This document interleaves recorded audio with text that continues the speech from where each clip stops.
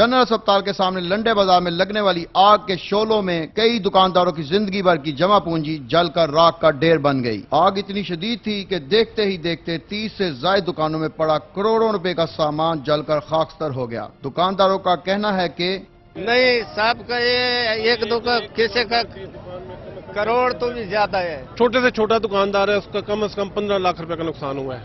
100 کمبل پڑے ہوئے اور ایک کمبل 3-3 ہزار روپے کی مال۔ ہم تو وزیر اعلیٰ سے اپیل کرتے ہیں، لوگ اربوں کا نقصان ہے دوسرے لفظوں میں۔ ہمارے پاس نئے کمبل ہوتے ہیں، نیا مال بھی ہوتا ہے، لیڈ اس کے بعد یوز میں بھی ہوتا ہے۔ ایک دکاندار نے کہا کہ ریسکیو اہلکاروں کے تاخیر سے پہنچنے کے باعث آگ نے شدت اختیار کی۔ یہ پورا گھنٹہ سوا گھنٹے تو بعد ہے، پھر جیڑی گڈی پہلے پہنچی اس میں پانی ہی کوئی نہیں۔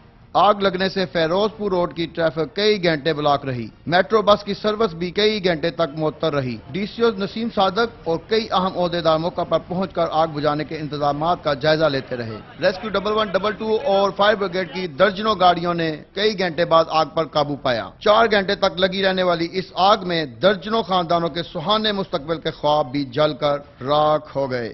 جنرل اسپتال کے سامنے لنڈا بازار میں لگنے والی آگ سے 30 سے زیادہ دکانیں جل کر راکھ ہو گئی اور کروڑ روپے کا سامان جل کر خاکستر ہو گیا۔ اب ان خاندانوں کا پرسان حال کون ہوگا؟ کیمرہ مین آصف شیخ کے ساتھ Ejaz Ahmed Butt, D M News, Lahore.